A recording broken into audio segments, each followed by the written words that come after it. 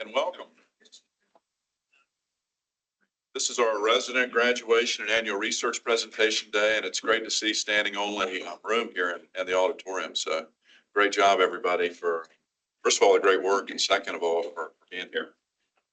We got a great visiting professor with us today who's got a lot of connections to people that a lot of us know in this room, and has been very instrumental in a pipeline of great residents from Vanderbilt, including two of our chiefs this year. So thank you for that, John. And we'll formally introduce you in just a minute. We'll call Brian Scannell up. I want to acknowledge the great work that's gone into the 10 presentations that we'll hear today, not only from you all on the residency side that have done the work, but also your faculty mentors. And I want to thank the great relationship we've had for generations now with our Ortho Carolina colleagues, our teaching faculty, CNSA, and all of our Atrium employed docs. And Josh Pat, who is our Vice Chair of Education, has done a great job of getting that all organized, along with our program directors, Brian Scannell, Natty Hammond, and Larry Kempton. So thank you all for all the work you do above and beyond to make this day happen and to get the platform in shape for what we're doing. I want to acknowledge Rachel Seymour.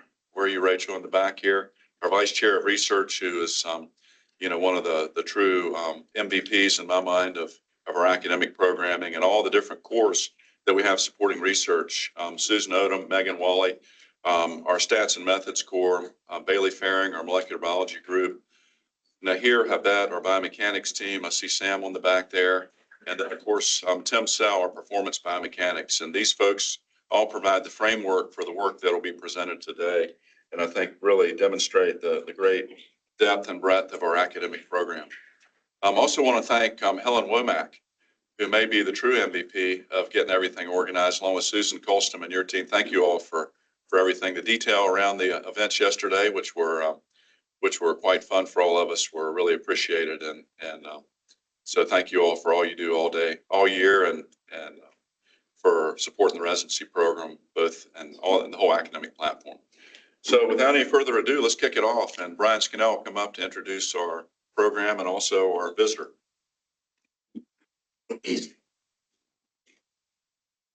Morning, everybody. Incredibly excited to have the room filled this morning. I also want to echo Dr. Moorman's comments to thank Helen, and I will thank her again later this evening. She does such a huge bulk of the work for our residents and for me.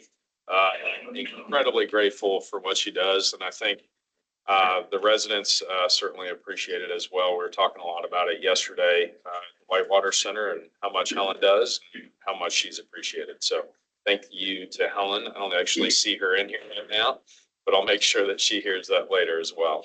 So I'd like to introduce our visiting professor. So Dr. Jonathan Schenecker is joining us from Vanderbilt. Dr. Schenecker did his medical school and PhD at Duke, and then his residency at Vanderbilt, and then his fellowship in pediatric orthopedic surgery at Harvard Boston Children's. He is a pediatric orthopedic surgeon and a surgeon scientist at Vanderbilt. He has specialty interests in hip and lower extremity conditions, as well as trauma and infection. He has a incredible passion for educating future residents, clinician scientists. He has a passion for research, which you'll hear about today. He's involved with some high impact translational research that we'll hear about shortly. He has multiple grants through the NIH, including R01 and R21 grants, over 120 publications. He's been an incredible leader within pediatric orthopedic surgery. He served on the board of POSNA, as well as the International Pediatric Orthopedic Society, and currently leading a multi-center research group called Cortices on Trauma and Infection. He's a mentor to many of us in the room. He is a friend to many of us in the room. He's also, and I love setting people up like this, but he's one of the most entertaining presenters I think I've ever seen at a national meeting. So hopefully he'll live up to that, and I'm sure that he will. But please welcome our graduation visiting professor, Dr. John Schoenecker.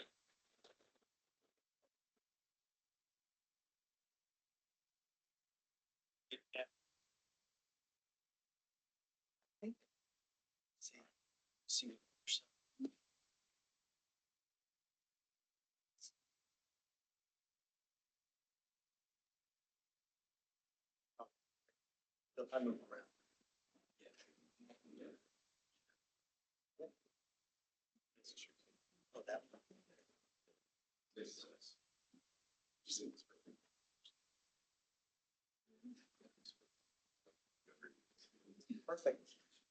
Thank you, everybody. It is so exciting to be here. I hope a lot of you can make the very last talk too, is that the things that we get to do in our small community of getting together and just sitting down and talking about the things that we see day in and day out with our patients and how to give better patient care. To be honest with you right now, with everything that's going on in the world, it's the right thing to do. It makes it so that wellness is fabulous. As you'll know with the Chiefs, one of my favorite things that Lou started in terms of labeling it is just sitting down and talking about it. He called my nickname Shen. He would call it the Shen Rampages, of us just sitting down and talking about the villains of what we see in orthopedics that we are frustrated about because we can't fix, and how taking the time away from doing the grind of daily life and talking about these things and what we can do to give better patient care is one of the most incredible things about our job. So with that, it is always hard, as Ryan was just saying, is to get a group of orthopedic surgeons who are sleep deprived and a little ADHD and subspecialties all in a room and to give a talk that everybody will find interesting. And so the challenge accepted. And I can tell you is that there's something in here for everyone, everything from how TXA works to why necrotizing fasciitis happens, and much more importantly, a better understanding in orthopedics as to what coagulation and inflammation actually are.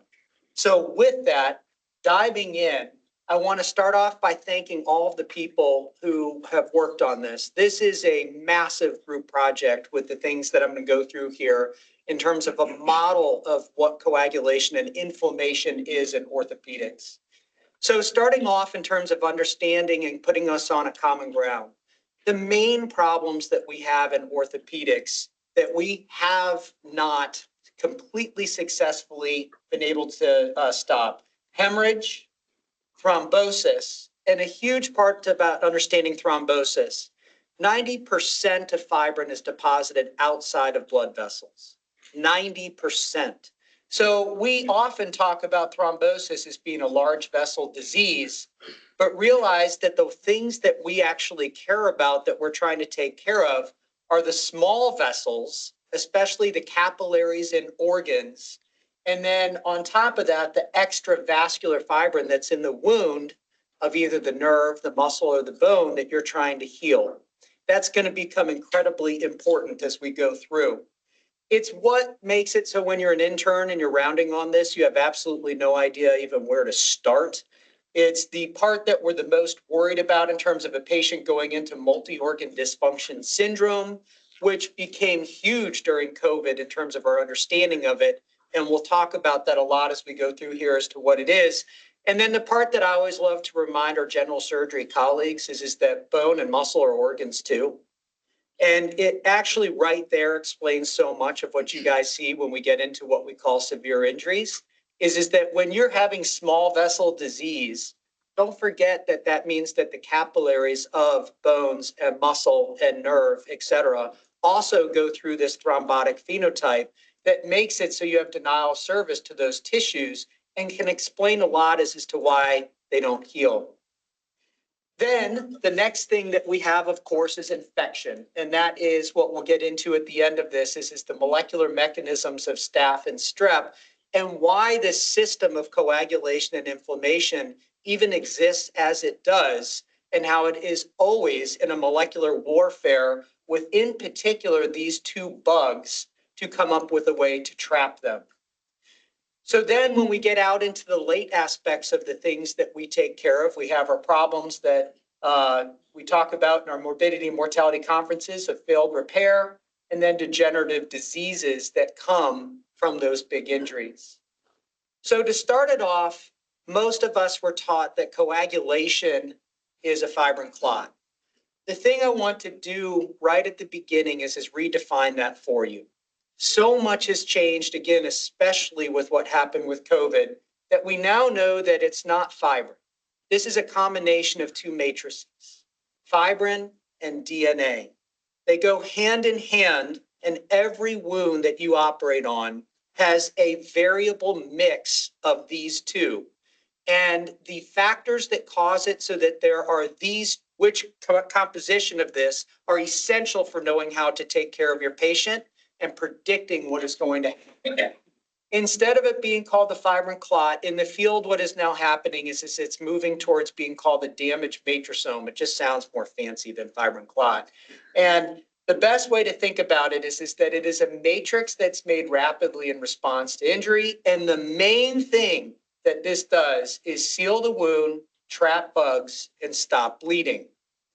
With that, the root of almost all of the things that we take care of and have problems with is either from too little or too much of this damaged matrosome.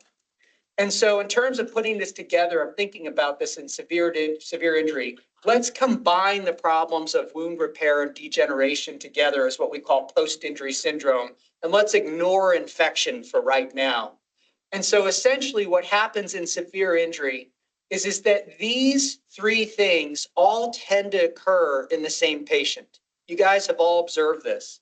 The patient who comes in a level 1 trauma who almost bleeds out is the same patient 2 to 3 days later who goes into multi-organ dysfunction syndrome, is the same patient you operate on post-op day 2 or post-injury day 2 or 3, and you know they're not going to heal that fracture or even heal the skin incision that you make on them. And so for those unfortunate people who work on continuous injuries such as tumor, they're always in this state. And so with that, when we talk about our big severe injuries, what we're talking about are obviously our level 1 traumas, but also our elective surgeries in which our osteotomies, our tumor resection, even our joint replacements go to the level of classifying as we get into later as a severe injury. But then also things that are chronically inflamed, such as infection. And then the comorbidities can make it so that the typical surgery we do on a wound that would be a non-severe injury can tip that balance towards it becoming a severe injury. So with that, when we go to severe injury and you just take the ground truth that these all seem to occur in the same patient, what's been missing in everything in orthopedics in terms of our understanding of this, none of the models account for this. None of the models account for the patients go through this process of almost bleeding out, having this risk of thrombosis after, and then going on to failed wound repair. So realize that these patients have a shared pathophysiology, and the difference of that pathophysiology is just when things occur. So this is a part of a continuum that all of you have already observed in these patients, and it's important to understand the pathophysiology behind it so that when you look at that patient, you decide where are we in terms of coagulation and inflammation, and what can I do to alter it at that point. To understand this, we have to go down to the most basic part of what we do, and that is the acute phase response. So the acute phase response is what makes it so that we survive and repair our tissues. So if we take a bone like this and we have a fracture, there are 4 problems that we have to resolve over 6 weeks. You have your breach of compartments that makes it so that you have bleeding, susceptibility to infection, tissue hypoxia, and tissue dysfunction. Think of the acute phase response as an endocrine system that resolves these 4 problems in order. So for example, if you have injured tissue, the endocrine part of this is you have cytokines like interleukin-6 that go to the main effector organs in orthopedics, being liver, kidney, and lung. And in those organs, they generate 1,000 acute phase reactants over a 6-week interval to resolve these 4 problems. So you have your coagulation and inflammatory response that stops bleeding and infection. We then move on to things like VEGF or sparking angiogenesis to bring blood vessels back in. And then we differentiate into whatever tissue it is. And realize when you look at this is that this is true for every wound that we take care of. And it's only the very end of healing in which this diverges into nerve, muscle, fracture, etc. So with that, if you start to understand these first 3 processes, you can apply it to every wound you take care of. But we also have already observed that this process always occurs in order.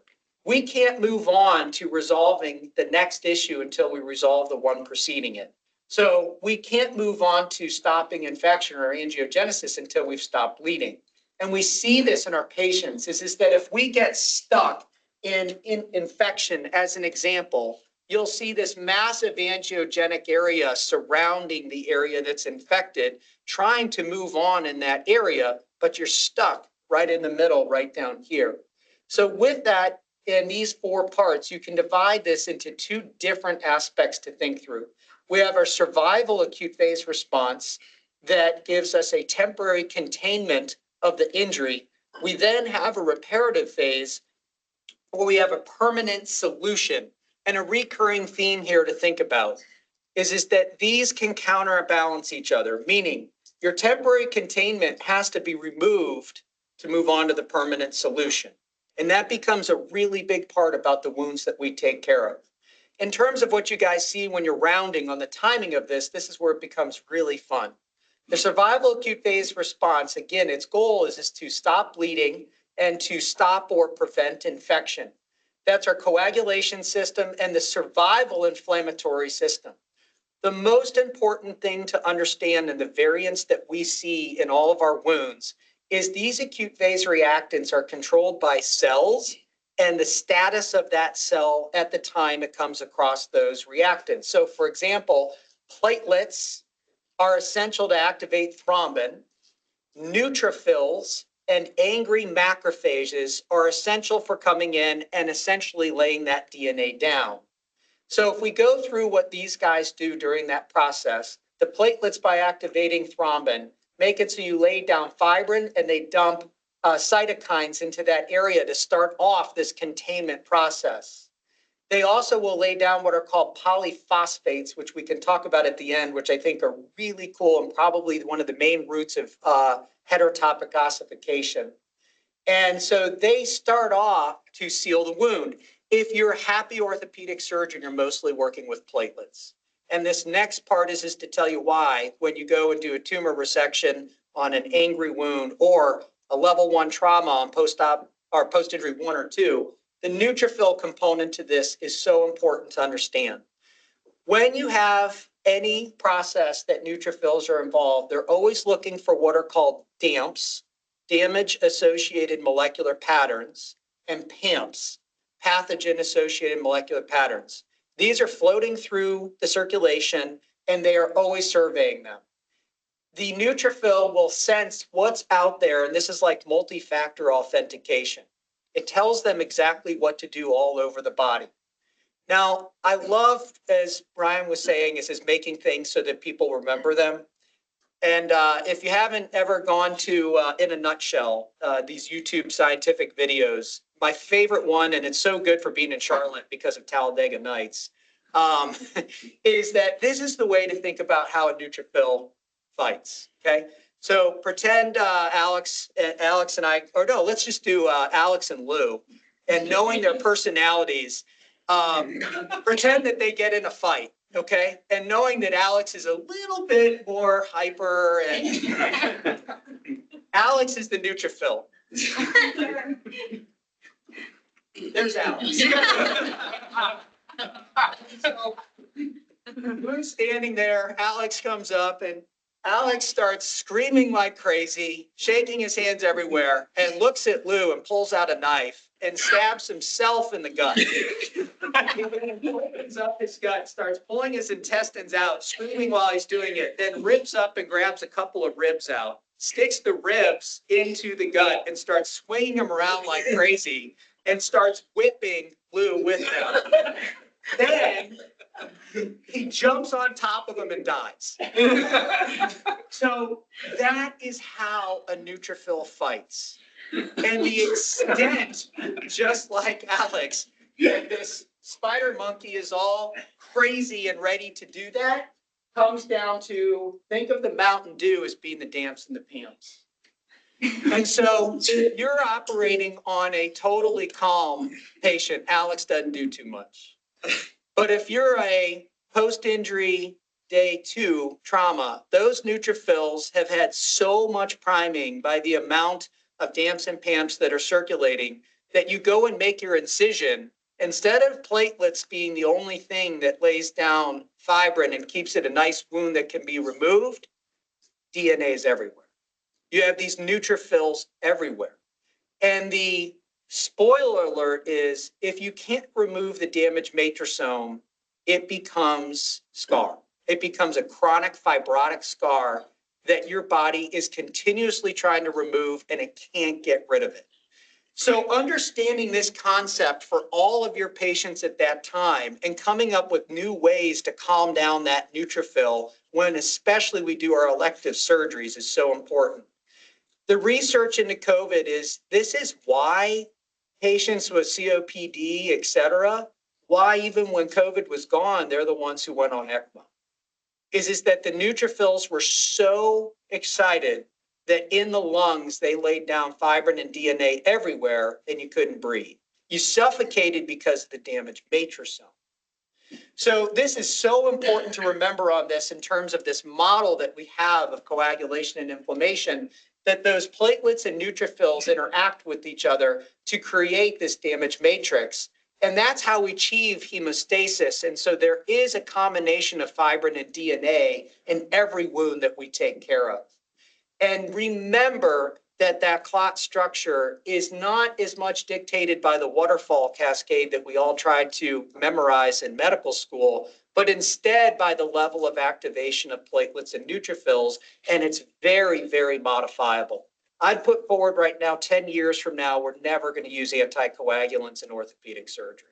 It's just that most of what we're going to do is just to calm that neutrophil down and find ways to do it. So with that, remember Alex and his Mountain Dew and his DAMPs and PAMPs. And so then we move on to taking care of infection. And as we get in at the end, that's where this combination of fibrin and DNA is so important, is the reason this whole system exists is that the bugs do everything they can to get rid of the fibrin. And the neutrophils add the DNA to make it so they can't get rid of the fibrin from trapping them. So we then move on to getting rid of those bugs. The neutrophils are very phagocytic, which are great, and they also will jump on top of the bugs and die. And the macrophages, the angry ones, come in to be the big eaters and clear out all of that infection right there. And I don't know who, maybe that's Joseph with Trident. He was asking last night, Ryan, he asked if he could get the tomahawk steak. That was big you last night, buddy. You did have a Diet Coke last night, so definitely 3 Diet Cokes. I was afraid of him driving me home. So anyways, an antiseptic aspect of this is the combination of all these cells. And so we go from this awful area where these guys are so crazy and causing so much pain, et cetera, to going on to repair where we're resolving hypoxia and dysfunction. And this is where this has been in medicine forever. It's called turn the corner. And you see it in your patients. They go from removing the sympathy rag on their forehead and don't touch me physical therapist who's coming through and trying to work with me to being able to do everything. And that's because this is an active process in which those neutrophils and macrophages are shut off and they turn into reparative inflammatory cells. And that's where we have our no pain fever, because these guys are now totally shut down. Alex and Joseph have left the building. So with that, we then go on to matrix remodeling, angiogenesis, and tissue repair. And that's where we have to resolve that damaged matrosome. The main way we do it is the protease plasmid. We hear it as fibrinolysis. We were taught that fibrinolysis, its job was to make it so that we don't have DVTs, et cetera. That's just not true. The main thing that fibrinolysis does, clear out damaged matrosomes so we can heal our wounds. So think of this. Plasminogen's the 7th highest circulating protein in your body, and a huge part that we can talk about on the side of this. This is totally bolused by exercise. And your Peter Waters rowing every morning, one of the main things that happens to him is he gets a huge TPA bolus and it clears the pipes out, clears all the schmutz out of your brain, all the tissues. It's an incredible system to make sure you get your 20 minutes every day to get your TPA bolus. This plasminogen is going to bind to any injured tissue. So when tissue gets injured, it's like Velcro. And just on a side, this Velcro is what TXA is. TXA is just soluble Velcro that we put all over the body to make it so plasminogen can't bind to things. So it binds to it, and in survival, it just stays primed and ready to go. In repair, it gets activated. And so along those lines, you only want it primed and ready. And in repair, you want it activated. And any time that plasmin is activated in your survival, you got a big problem, which is what happens in your spine an hour to 2 hours in, is all of a sudden plasmin's activated, and it should have been activated 2.5 days later. And that's why TXA works, is that it helps it so that it's back where it should be. Just using some injury models to demonstrate this, we have these models that we do fractures and muscle injuries and burns. Here, green is plasminogen. And so you have a fracture and immediately goes to it. Soft tissues like muscles, same thing. Notice that none of it really binds anywhere until the tissue is injured. And once it's injured, as in the fracture model, what it's supposed to do starting at about 2.5, 3 days in is remove all of that fibrin that was laid down. Here's a 6-week femur fracture with plasmin. Here's what happens if you don't activate plasmin. And when you look at this closer, what we see is very commonly what we see in big severe injuries is we have a non-union with heterotopic ossification around it. And so we also look at this by angiogenesis, and that beautiful part of the acute phase response that you're supposed to have this plume of blood vessels that's healing the fracture just doesn't exist if you don't clear out that damaged matrosome. So you get this fibrin scar in between those tissues that can't be resolved. And if you target this, it will rescue it, allowing, for example, the fracture to go forward. And so think about it just this way, and simply in fractures, is that our goal in the damaged matrosome to the new matrosome is to go from a fracture all the way back to healed. And if we look this over a time course and look at the amount of fibrin, you can see tons of fibrin at the beginning, and then it's resolved, which is the red. And what happens is it's turned basically into collagen. So think of this as just a replacement of that damaged matrosome with the new matrosome of that tissue being collagen 1 that ossifies.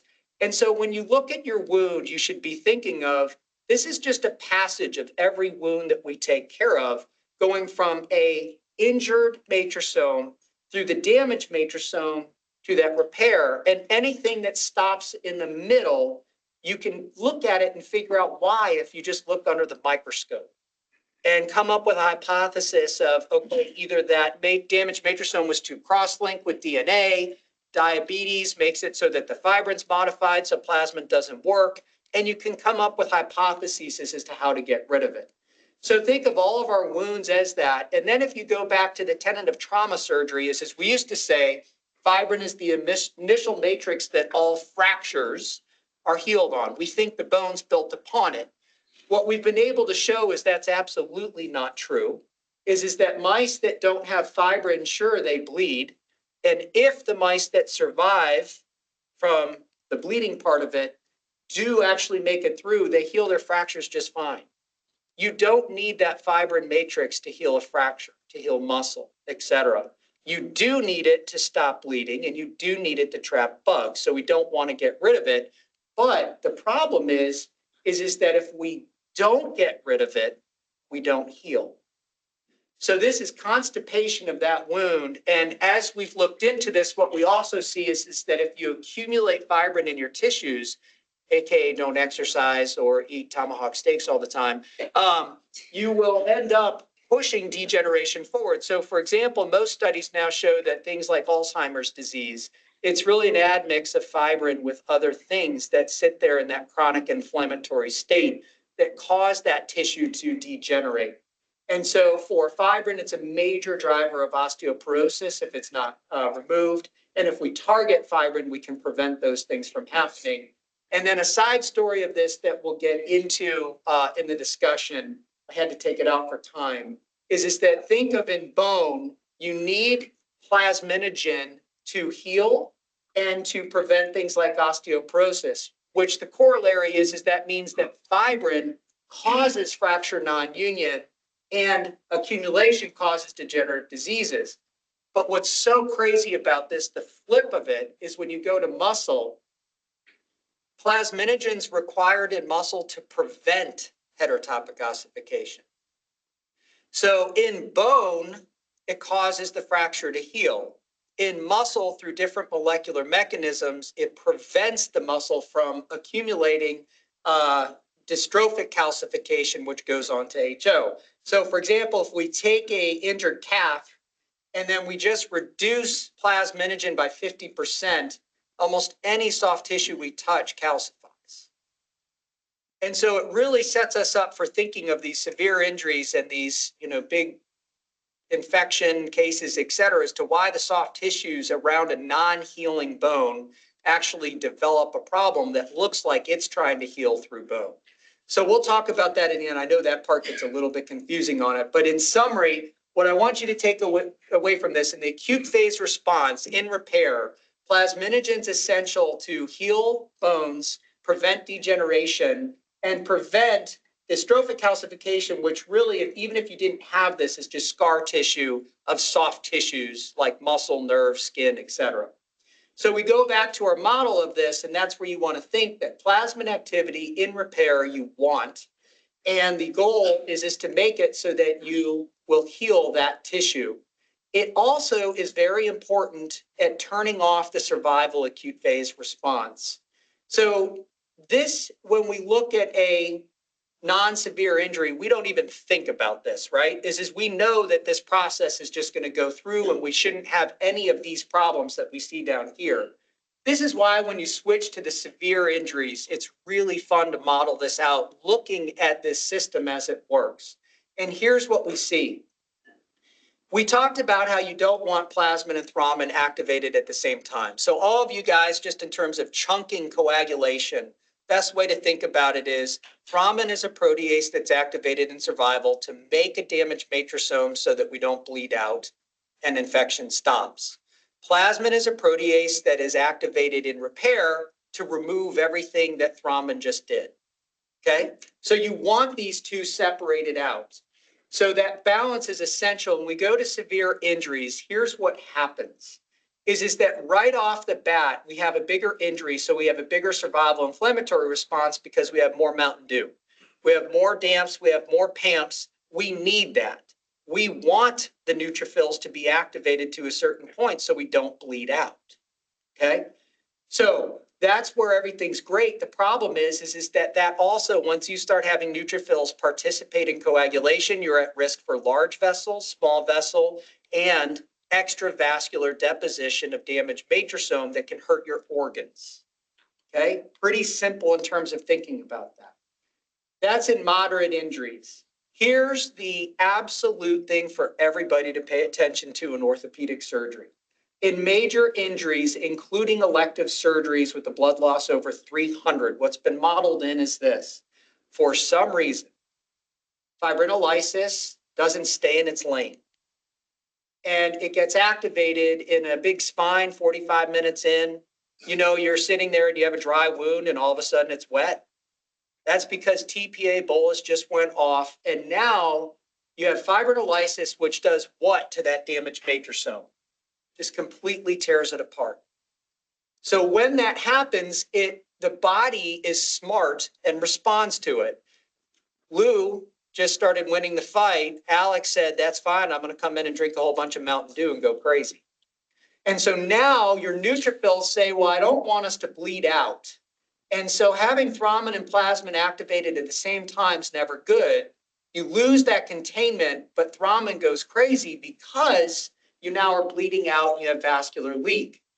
This is the main cause of the second peak in death following trauma, is bleeding out about an hour or two after the initial injury.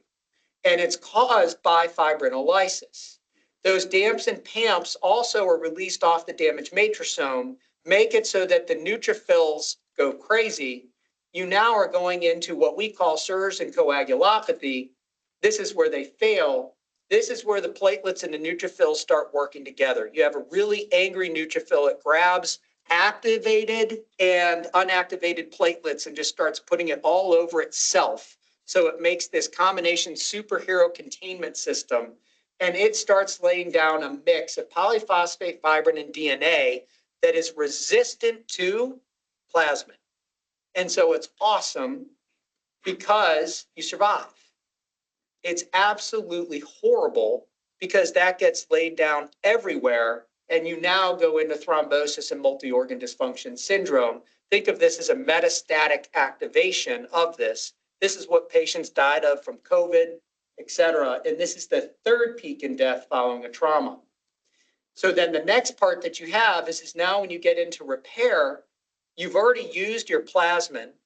It can't go back and shut everything off. And then you now have an immovable matrix everywhere, which models into being what happens with that absolutely awful post-injury syndrome, where we just can't seem to heal anything.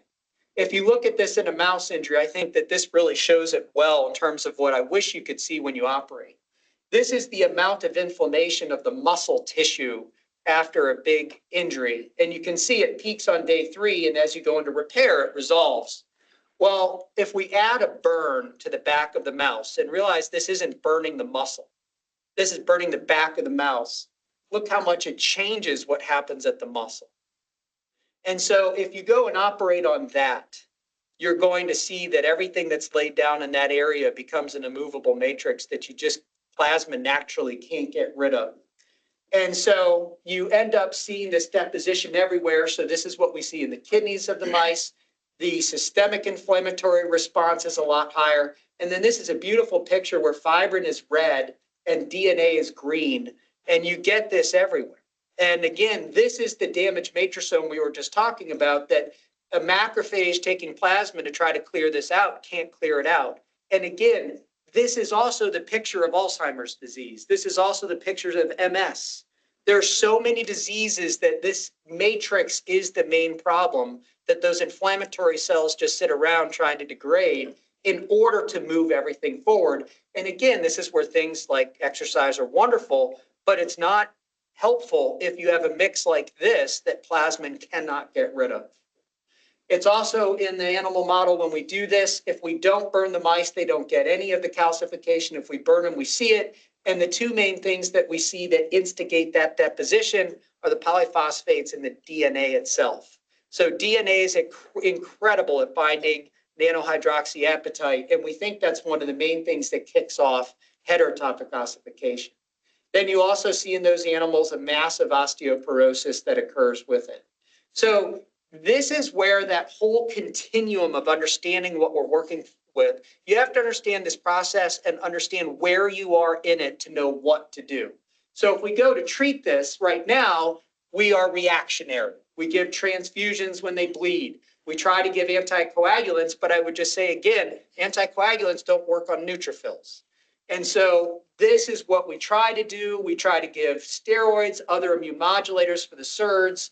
And then for the immunocoagulopathy, those platelets and neutrophils, this is where it's been awesome in terms of COVID, is that there are so many drugs that are about to come out that are targeting that we're going to use in orthopedics. My favorite one, just for bringing levity back into this, that's incredible. Harvard did a drug screen to figure out how to make it so that Alex doesn't pull his guts out when he stabs himself in the belly. So to clog the pores of neutrophils so they don't release DNA, the number one drug serendipitously is antabuse, which is amazing when you think about the potential of that in trauma.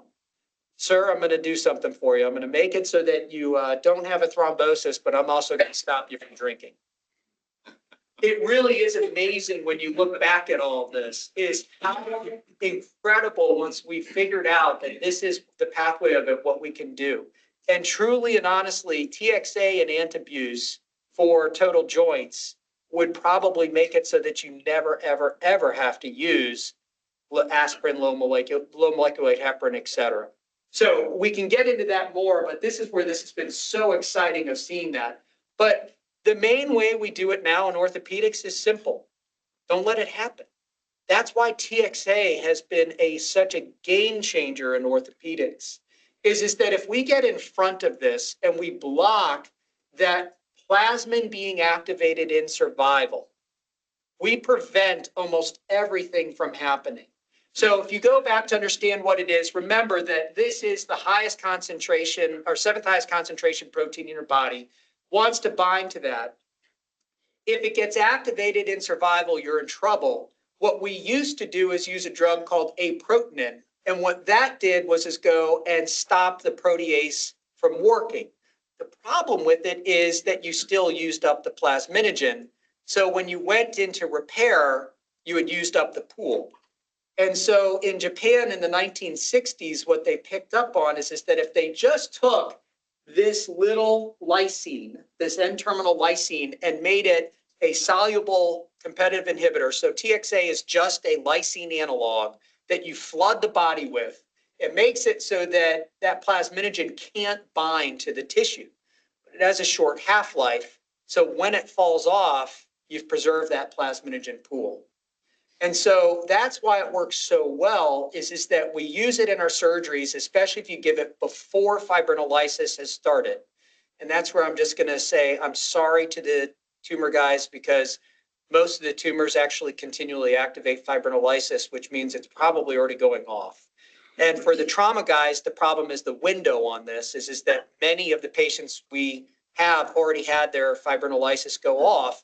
So for all elective surgeries, it's great. Figuring out in those other instances is going to be very hard. But if you block this and move that fibrinolysis back to where it should be, what ends up happening is that you preserve your initial containment. You then don't have that bleeding and that vascular leak, which is great. And we comment about that all the time in our total joint literature, that we have less blood loss, less transfusions, therefore we can do outpatient total joints. But realize that the downstream events, that's just a tiny piece of that iceberg. That's just what's sticking out. Everything behind it is this. Because you block that fibrinolysis, you have less DAMPs, which means that you have less inflammation and less further activation of coagulation, which means that you have less immunocoagulopathy and actually have less risk of thrombosis and MODS. And that's where you'll see the anesthesiologist come up to you and say, the patient has factor V Leiden, should we use TXA? That's the one that you should say absolutely. You don't want them to get into a neutrophil fight with somebody with factor V Leiden. They're going to be pushed over into thrombosis so much faster by all of these new models. And so that's where the idea of using TXA, which again, if you think back to what you were taught in med school, fibrinolysis is to prevent thrombosis. But now what I'm showing you here is if you prevent fibrinolysis at the right time, you prevent thrombosis. It really is incredible when you think about that in terms of how much these new models have changed how we think about orthopedic surgery. And then on top of that, because you have preserved that plasminogen pool, you have all of that left to be able to actually repair the wound. Just a quick example of this in terms of showing you that this is much more than just bleeding. If we go back to our animal model, is that if you see this inflammatory response down here, this is, again, just graphing it out over time. If we give TXA to the mice right before we burn them, it makes it so it almost restores that muscle wound back to normal. And it greatly drops their entire inflammatory response. So again, this is not a small thing in terms of the amount of inflammatory response that initial plasmin is causing, and our TXA is blocking when we use it at the right time in orthopedic surgery. What's been fun is that we work with a big group down in Australia, and they're now starting to actually do this in their burn and severe injury patients as a prospective randomized trial on it, and the military is starting to do this as well. So with that, think of how everything you've heard about TXA, everybody talks about bleeding transfusion and coagulopathy as their outcomes. And for everybody in this room, the opportunity for you is to measure actually what happens on the inflammatory side, thrombosis and tissue repair. There's so much more to look into this in terms of learning how to take better care of our patients. All right, so this last part of this, what we're going to go through is why this system even exists. And that's the fun part that I know that Alex has talked about this some with you guys, but the molecular warfare that happens is so cool when you look at it. So why does this happen in injured tissue? It's because these bugs hijack and manipulate the acute phase response, especially thrombin, fibrin, and plasmin. So let's look at staph and strep. We'll start with staph. Is that staph almost always infects us in that survival acute phase response, mostly because it has access to tissues. So if we go back to our model here, when we have our bleeding, coagulation activates that thrombin and cleaves fibrinogen to fibrin. Remember, 90% of this is extravascular, okay, out in that bone. And its containment, yes, is to stop bleeding, but almost every multicellular organism uses a system like this, even if they don't have a vascular system. And its real job in the beginning was to stop these bugs. So it becomes a spider web that wraps this up. So you'll see in the tissues, you lay this down and you have this fibrin web. This is a nice picture of staph stuck on fibrin. And that also becomes a train track that the neutrophils and macrophages use to come in and find that bug. And as macrophages will eat it, the neutrophils come in and the DAMPs and PAMPs make them go crazy. So they further wrap it up with DNA nets. And that's how we hold on to it. Very, very, very effective. You're thrilled this happens. And again, almost all multicellular organisms use this. The thing is staph is constantly evolving. Who in here has heard of coagulase? So if you went through med school, you had to, right? Staph is coagulase positive. What does coagulase do? So this is where this stuff is so cool, and I can't believe we don't just teach this in orthopedics. Coagulase activates thrombin, bypassing all of coagulation. It grabs onto prothrombin, activates it, and it forces it to cleave fibrin in a way that creates radial arms away from a growing colony. It then releases von Willebrand binding protein, which also activates prothrombin, and it lays fibrin down to cap. It literally manipulates our spider web into a cocoon. And that's what an abscess is. So now your macrophages and your neutrophils cannot get to it. And so it starts to grow. This is the radial arms of fibrin going away from staph. And this video is a growing colony where your neutrophils can't get in because of the way it manipulated that fibrin. And it is a wall. So then you start growing, and this becomes a latent period, but you're building up tons of neutrophils around it. So it's a continuous injury. So the idea of me even putting down here days after injury, it's not true. It's a constant injury over and over and over. So that starts building up. That continuous injury makes it so you can't move on to repair. And because you keep activating the coagulation inflammatory system, that patient starts going into risk for MODS. Even if they don't get the infection in their kidneys and lungs, you're starting to activate neutrophils everywhere in that body. So then what staph does is once it reaches quorum, it does one of two things. It goes dormant and just becomes a biofilm, or it activates SAK. SAK grabs plasminogen and activates it to plasmin, which is going to do what to this cocoon? Rip it apart. So this is how it disseminates. So it then rips it apart, and that's when you see the patient go septic. And this is two cocoons with plasmin activating it, and this is it releasing to go everywhere. you now have a massive activation of fibrinolysis, which makes you like a severe level 1 trauma or a big spine you're operating on. And that's when you see that patient go super sick. And that's when the neutrophils go absolutely crazy to try to do everything they can to stop that thing. And that's where we have a massive problem with going into MODS and having the ultimately dying of death from that. So we need drugs that will attack those virulence factors to stop them. Where this gets even crazier is necrotizing fasciitis. Necrotizing fasciitis is confusing. Here's what I want you to think of. It's a soft tissue injury that the bug laughs at containment. That's it. And what I mean by that is if you take strep, it has tons of virulence factors that injure tissue. So you lay fibrin down, but it's coated with streptokinase, which grabs plasminogen, puts it in a headlock, and activates it worse than staph because your natural inhibitors can't shut it off. It manipulates it so that you cannot stop that plasmin. That plasmin, therefore, is going to rip apart all of that fibrin. You then have your neutrophils come in, try to lay down DNA. In 1982 in Utah, there was a mutation in group A strep that it started creating DNase B.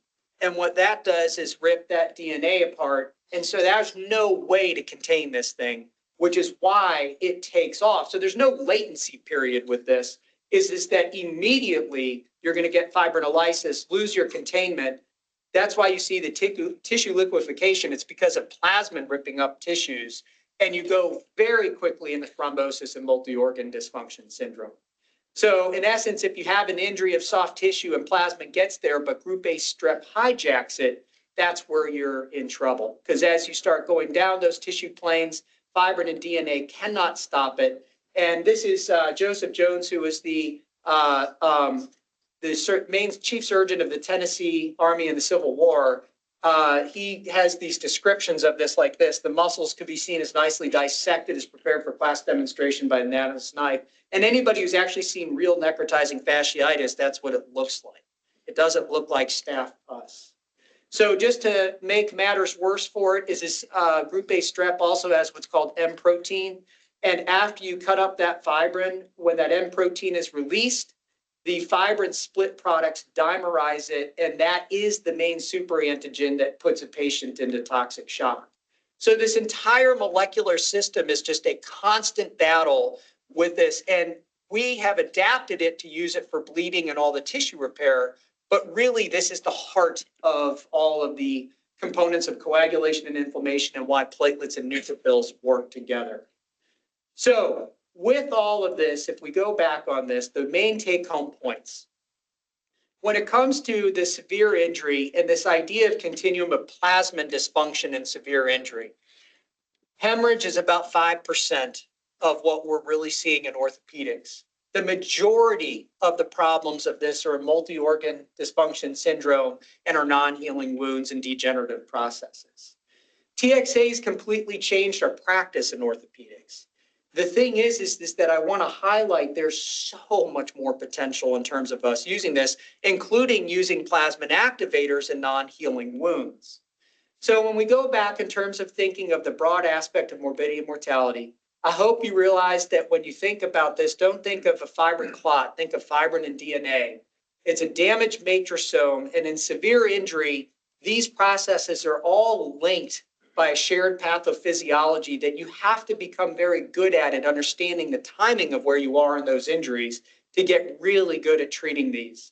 I hope you realize that platelets are incredibly important for making that damaged matrixome, but so are neutrophils, and they can be good, but they can also be absolutely terrible. And then when you look at any wound, think to yourself, all right, I have damage to that organ matrixome. My goal is to get all the way to repair, and it is inevitable that I'm going to pass through this damaged matrixome. I can't do it without it. And how do I do that safely in this patient? And plasmin is one of the main things that is absolutely awesome for us, and also what will kill, unfortunately, some of the patients that we work on. Is that because it manipulates that damaged matrixome, you'll hear the words hyperfibrinolysis, which early on leads to life-threatening hemorrhage.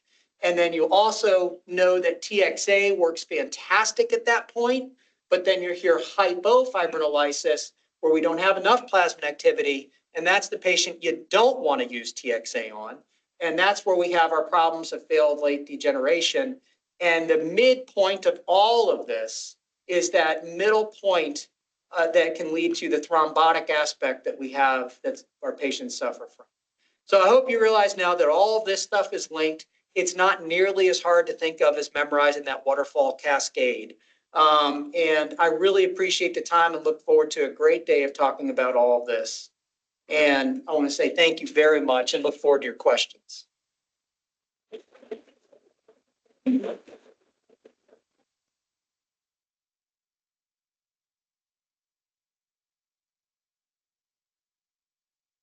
Yes.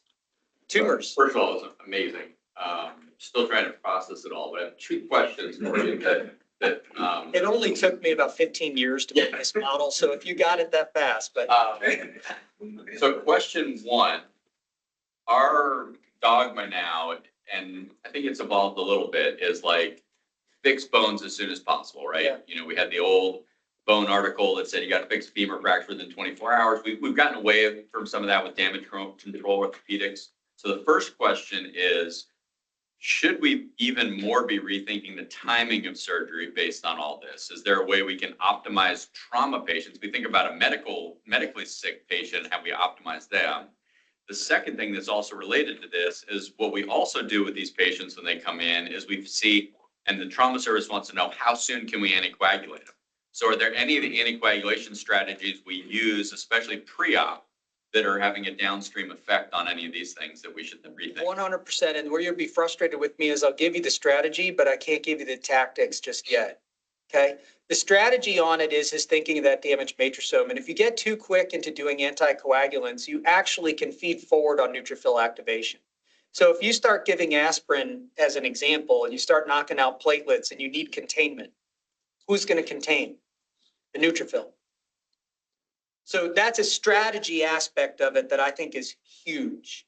In terms of the timing of our surgeries, absolutely the worst time for us to do any big injury on top of another one is when you have an immunocoagulopathic state, which is defined by platelets and neutrophils working together.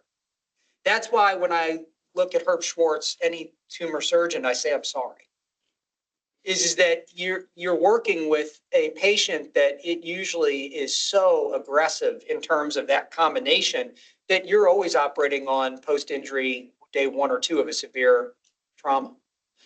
And so that aspect, what we're picking up now, we've been looking at this with our trauma center, is that you can see this. So circulating DNA, which at first people think that you're looking for DNA code. No, just looking at it by the matrix.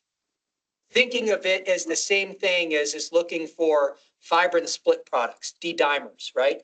That gives you a good idea as to how much this matrixome is being manipulated. Right now, for us, circulating DNA is one of the best predictors of when not to go. Is it's telling you that the neutrophils right now are being Alex stabbing himself in the gut. And when you go and operate on that, you're just adding way more to it. You also, by operating on it, are going to also cause a fibrinolytic response, which means you're just going to feed right into it. So in terms of the strategy aspect, I can tell you that. The specifics on the laboratory values, which are the tactics of it, that's what we're trying to work out. What I would encourage everybody in here, start doing, if you're not using TXA, start doing a D-dimer at the beginning of the case and at the end of the case. You will be blown away as to what you see. If you're TXA and you're using it as dosed right, your delta should be 0. Your surgery shouldn't cause fibrinolysis. If you're doing total joints, what you'll find crazy is, and I'm going to smile when I say this, Alex, so I haven't you published this paper. When you get to the PACU, what happens? Is that if you've turned the TXA off, by the time that total joints patient's in the PACU, you start seeing D-dimers going up, which tells you that the TXA's jumped off the plasmin and you're now getting that fibrinolytic response that you just delayed. And that's that silent bleeding that patient has through their drains on the floor. So the delta D-dimers the exhaust pipe of the matrosome and the circulating DNA are fantastic ways of seeing this. The other one that actually works really well is a simple left shift, neutrophil to lymphocyte ratio. Get a CBC with a diff at the beginning and end of your case. You will not believe how much you are telling neutrophils to come out of the bone marrow and go crazy. So on my CP cases, I do this all the time, and it's a predictor of which CP kid's going to go to the ICU. Is I'm now at a point when I do a big hip case in a CP patient, at the end of the case, if my neutrophil lymphocyte ratio is up to 12 or 13, I just say, we're going to be going into mods on this kid. They're going to be, I don't know if you have a sepsis alert. We can find it. We're now at a point that we're doing sepsis alerts at the Peds Hospital. My CP kids, because I get the labs, triggers the sepsis alert before we get out of the operating room. And we all get together and look at the patient. I just smile and I'm like, I guarantee you this is not sepsis. But it's the trauma that I just did on top of that that puts it there. So strategy and tactics is to just try to judge your platelets, your neutrophils, really try to look at the matrix itself, which is the D-dimers and the circulating DNA. And I think in the long run, this is going to replace our Charlson Comorbidity Index. Is that you're going to be able to figure out what's the status of my patient in terms of neutrophil activation, and therefore, do I need to do something different with this patient to get these neutrophils calmed down before I do my elective operation? Does that make sense? Yes. John, fantastic talk. I can't imagine we're sitting here a bunch of orthopods listening to this first thing in the morning and everybody's awake. So congratulations. Thank you. I want to take you over to a much less severe scenario. We had an epidemic of hamstring injuries in the NFL back in the 90s. And John Bergfeld up at Cleveland Clinic Sure. talked me into starting some super soluble corticosteroid injections at the site. Yeah. So very low dose, Yep. super soluble at the site early, like within a day of the injury. Yeah. And it actually was pretty miraculous in terms of returning people to play. And I wonder if we weren't doing the same thing by modifying the leukocytes and the neutrophils. and the matrosomes, from that time. And you can do that so easily on these animal models. I mean, what we're picking up now that the animal models to focus on is just looking at the damaged matrosome with how these drugs affect it. Yeah. As you go and you do a muscle injury on them, use those different drugs and literally just microscopically look, what's the composition of this damaged matrosome and can it be removed so that we can repair that tissue? Well, obviously corticosteroids it's not a smart bomb like TXA. Right. But what would you use if you were talking to a sports medicine doc in the clinic in that scenario now? I know it years ago. sounds funny right now. I think it's going to be drugs like Antabuse. And Antabuse. it's funny to say that with this, but it really is something. I mean, it's something that calms the neutrophil down so that the matrix that it's producing is not cross-linked in a way that is resistant to healing. Yes. Yeah, so excellent talk and presentation. I agree with Dr. Mormon's comment. I've never seen this group of people so engaged in a coagulation cascade in the history of this event. But from an adult, so on the hip and knee reconstruction side, we initiated TXA solely for hemorrhage control, for reducing estimated blood loss. But yet now we've tailored back to a single dose preoperatively. There was some concerns about whether or not there was any validity to using as a second or a third dose. And so in any of your research or what you look at, is there value, not so much in the coagulation or excuse me, in the thrombotic potential of it, but on the potential of soft tissue healing, plasmin deposition? So that element, should we be considering a second or a third? And what's that time frame? Do we turn it off at 24 hours, 48 hours? I just want to say, this is the part that, and I get into this way later, that I just want to bring up is I want you to realize that you just wrote a really good R01. And everybody laughs about that, but I mean this from the bottom of my heart. If we're going to make strides in orthopedics, orthopedic surgeons need to be putting in R01s. The questions that you just laid out are literally the aims that we just put in as an R01. And we get to go in and say that there is what you just identified, a key knowledge gap. We know that blocking plasmin is really good for preventing bleeding. but we also know that plasmin is essential for repair. So if we start dosing plasmin more to prevent bleeding and also some of these inflammatory responses we see, and we do it for too long, we're going to start causing arthrofibrosis. And so we therefore need to define in the normal total joint patient, when do they turn the corner? When is the platelet and neutrophil naturally calming down? And therefore, whatever I do, don't be dosing an antifibrinolytic then. And so that's the part that I would just say for everybody in this room. If we're going to push orthopedics to the next level, we need to take the time to write these questions down. Our questions are so much better. And I apologize if there's a basic scientist who's going through NIAMS in this room. Our questions as orthopedic surgeons are so much better on the translational component than anything that's going through NIAMS right now. And each of you has an R01 in your head. And it's just a matter of taking the time to sit down like we're doing here and talking about it. And don't back away from this and just say that was cute. Go off and measure this stuff and define that. So it's an absolutely great question. I hope that answers it is that, again, I can give the strategy, but I don't know the tactics yet because I don't know that time course. Right now, I tell you with everything we've done with total joints, day 2.4 is where they turn the corner on a Charlson comorbidity index that's low. When you do this on a diabetic, pushes it out. Yes. John, you mentioned when you feel like TXA is not helpful, tumor patients, trauma patients. But what about medical comorbidities? Yeah. When do you think it's contraindicated to use? So the question is what it's contraindicated for. Most people say it's contraindicated for thrombosis. Correct? I'm sure you guys have all heard that. Again, the Factor V Leiden story is one of the best ones on that. In our modeling so far, what I've been doing is doing a big high fat diet model on these animals and, burning and doing surgeries, et cetera. In those so far, it's actually more helpful because it's so simple in terms of, 10 years from now, somebody's going to come back and tell me I'm wrong about this, which I'm fine with. But right now, with everything I've read, everything comes about preventing that upscaling to the neutrophil having to participate. And if the neutrophil is already revved up and you have the ability to prevent that fibrinolysis, it's going to help you make it so the neutrophil won't get as revved up. Does that make sense?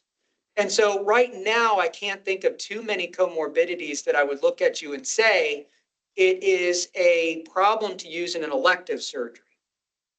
Where you can kill somebody with TXA is that if you get to them after the fibrinolytic response went off, and then you load them with TXA, they're going to be going into small vessel disease and going into multi-organ dysfunction syndrome.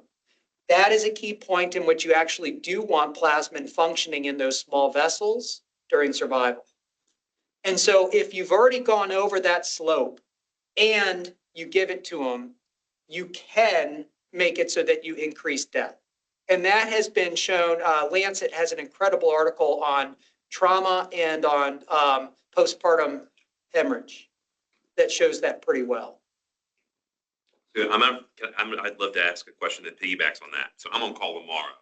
Okay. And your major profile for major injury is 300 cc's of blood loss or more, right? So theoretically, that triggers your big neutrophil response. Can I just want to, I don't want to interrupt the question. No, I just please. want to clarify one thing on that. Yeah. Is now that I'm doing stuff in arthroscopy, which really doesn't have much blood loss, we're seeing it too. So the blood loss part was more on the trauma side. Sure. Okay. Let's say you've got a femoral shaft fracture, which we Perfect. know you lose a liter in the thigh. Yeah. So that patient, I want to limit blood loss on. Yeah. Let's say the injury happens now, Yeah. and tomorrow morning they're the second case, so they're 28 hours out. Should you use TXA? No.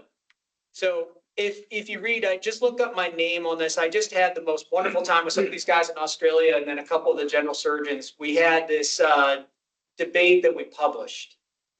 And my stance on it ended up being right now is the only way for us to figure out is to do a prospective clinical trial. Because what I have seen on our adult side is that a rigid nail can be one of the biggest things in the world, reaming, of making it so you go into immunocoagulopathy. And what we're seeing is that the plasmin response in that patient is massive. And so my argument back to the general surgery guys is, what's worse, us giving TXA 24 hours out, but to prevent another massive bolus that my reaming's about to cause? And so we had an OTA grant on this that we showed that the amount of circulating DNA on a level 1 trauma doing a fracture a day or two out, it's massive. You're causing massive neutrophil activation. And so the question is it your fibrinolytic response that's causing that? And are these fat emboli syndromes really even that? Is it really just like neutrophils everywhere? Does that make sense? So the thing is that, again, I smile when I say this because you guys are also asking me for tactics, and I'm saying I got the strategy, man. My goal is to give you the strategy for you to go figure out the tactics. And you get to have this debate with the general surgery trauma guys taking care of that patient of saying, do you think that my pelvic fixation with my femoral nail is going to put this guy over? And if so, is it because of the fibrinolytic response? And if so, this is easy. Let me start TXA right now. During the week, I'm a foot and ankle surgeon. So 90% of my surgery is outpatient, like Natty's and Scannell's and everybody.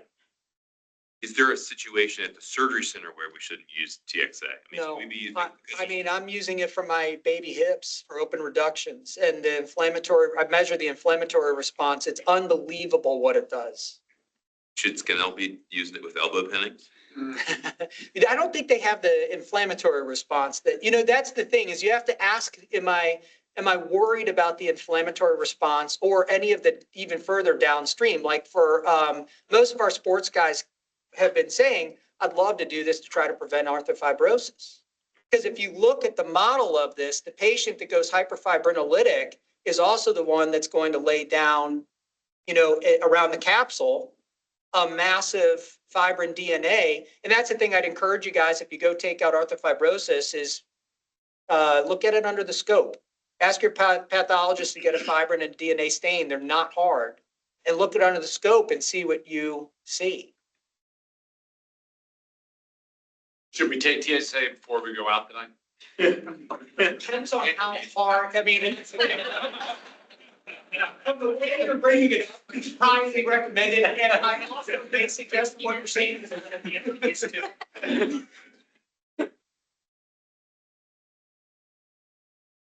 One thing, and this is mainly for my clarification, when you have any damage matrixome, even in a small injury, you're going to have fibrin and DNA to some extent. Yes. And you're talking about circulating DNA.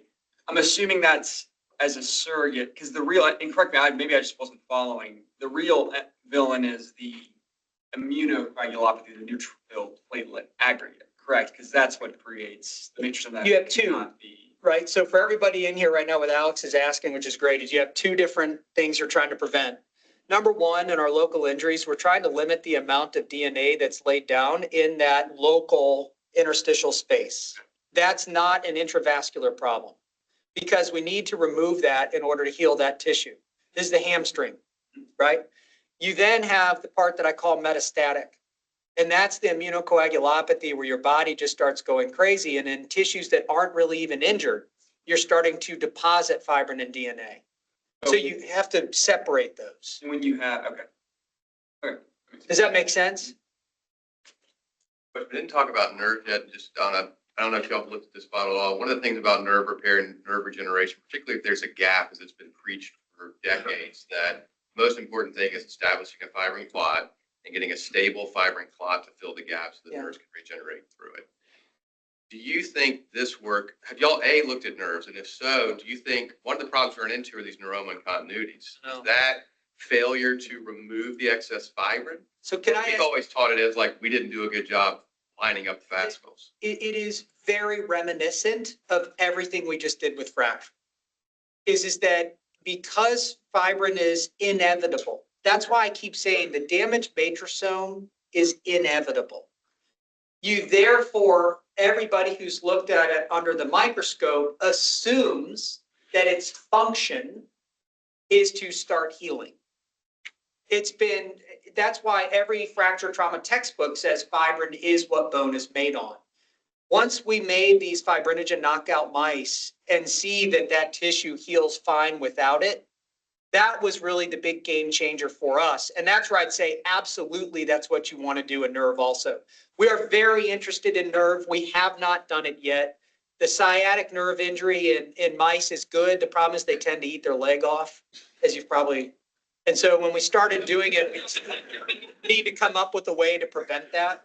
But I highly encourage you when you are doing these neuroma resections is look at them under the microscope and look for this. I do not see anything I've read about it that I would think that it doesn't follow the same path as to what we've seen with fracture. And the fibrin glues, everybody asks me about the fibrin glues. One thing to understand about the fibrin glues, most of the fibrin glues you have are like a happy platelet laying down fibrin. That fibrin is actually very, very susceptible to plasmin degradation, which is what you want. And so I don't want everybody to come away here thinking I never want fibrin in my wound. You absolutely need it. That's the whole infection part, et cetera. But it's what type of fibrin and how cross-linked is it with other things such as DNA. Dr. Schoenecker, thank you for living up to the Sure. night that I fit you.